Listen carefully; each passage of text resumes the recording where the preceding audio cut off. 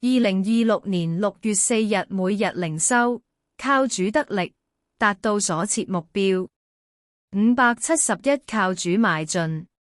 每日靈修小品。經文：弟兄們，我不是以為自己已經得着了，我只有一件事，就是忘記背後努力面前的，向着標竿直跑，要得神在基督耶穌裏從上面召我來得的獎賞。腓立比書3章13至14節。小故事：有一隻白竹蟲，就是像蜈蚣的蟲，與一隻蝦蟆談話。蝦蟆問白竹蟲說：你這麼多的竹，是怎樣走法？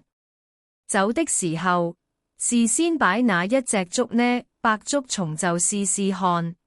走的時候，先擺哪一隻竹，但怎麼擺也擺不好。後來擺累了，就說：我不管了，我要走了。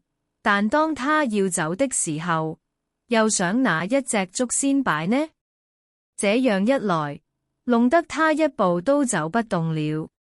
過了一會兒，太陽從雲裏射出來了。他一看見這光，心裏不禁大大歡喜起來，就朝着太陽光奔去。他忘記了他那麼多竹行走的次序，竟然走得動了。默想：我們越是想自己的時候，就越不能向前走動。什麼時候我們望着主的光，就不知不覺的邁步向前了。你為自己前面的日子設立了什麼目標？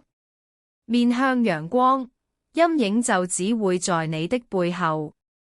禱告：親愛的天父，你的慈愛比生命更好，你的光芒驅走黑暗，照亮我們的心，也指引我們前面的方向。感謝主給予我們生命有意義、有目標。求主幫助我們，不看自己的軟弱和自卑的心，而要單單仰望你，就有勇氣和力量向着前面的目標努力邁進。期望我們靈命長進，遵行你的道，凡事得你的喜悅。禱告是奉主耶穌基督的名，阿門。